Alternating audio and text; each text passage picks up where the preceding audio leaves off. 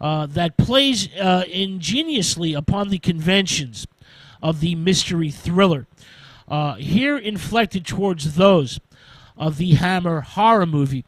This is, of course, The Wicker Man, 1973, for British Lion Productions, directed by Robin Hardy.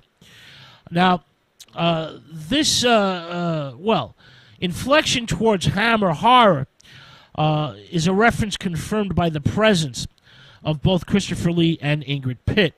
Now, Edward Woodward, best remembered today for his television appearances as the Equalizer, plays an upright, devout Christian policeman who arrives via seaplane to investigate the case of a missing child at an isolated island community known as Summer Isle. The residents at Summer Isle practice the old pagan religion and greet this Christian copper with mockery and hostility. Though one of the peculiar locals, played by Brett Eklund, known as Willow, eventually tries to seduce him.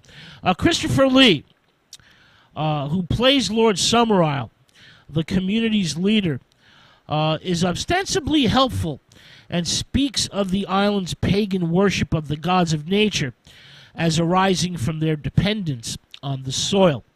Woodward, the Christian cop, begins to suspect that the locals have conspired to kidnap the missing girl for a pagan May Day rite of spring ritual sacrifice.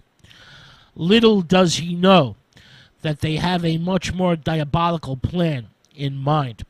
Woodward soon finds that he has been led into an elaborate trap, and the police sergeant, an adult male virgin, is the perfect sacrifice that the islanders had in mind. And as the movie ends, Woodward is burned alive inside the island's giant Wicker Man totem. The film not only recapitulates in a more expansive vein the themes of several Hammer horror movies of the 1960s, but anticipates those of several subsequent horror movies. The Wicker Man operates on a considerably more sophisticated level than most horror genre films, and certainly deserves to be ranked as among the most inventive contributions to the genre ever made. The Wicker Man, in a way, is a combination of Horror Hotel from 1960, in which Christopher Lee played the head of a satanic cult, combined with a little-known thriller called Doom Watch from 1972. In Doom Watch, a London doctor comes alone to a secluded fishing village to investigate the effects of pollution in surrounding fishing areas, and the island's residents hide a deep, dark secret. The Wicker Man infuses elements from both of these movies into its own. Summer Isle is filled with eccentric and offbeat characters, as well as a mannerly megalomaniac, Christopher Lee, and humor gently tempers the film's morbidity. When the Christian cop Edward Woodward finally solves his mystery, he is, ritually sacrificed for his efforts. And the islanders seem to be friendly, while they actually lead him to his ritual death. On the surface, Summer Isle's paganism is a joyous celebration of nature, and paganism's crueler aspects are hidden under a shroud of joviality that is full of mirth, bawdy songs, dancing, parades, a pageantry of colors and flowers, not to mention beautiful sexually liberated women. Lord Summerisle, Christopher Lee, seems like a benevolent leader.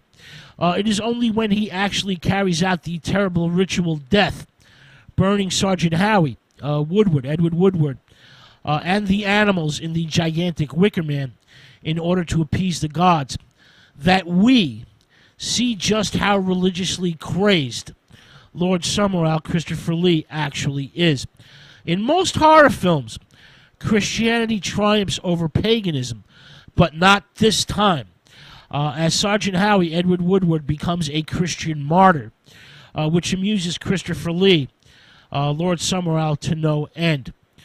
Now, every episode in the movie along the way is presented with tongue firmly in cheek, which makes the ritual human sacrifice, the ritual death inside the Wicker Man, all the more horrifying and unnerving.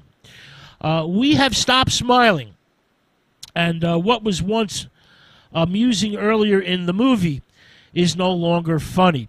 The Wicker Man is brightly and brilliantly photographed by Harry Waxman, who does a stunning job. And the screenplay by Anthony Schaefer from his own novel is first rate, as is Robin Hardy's direction.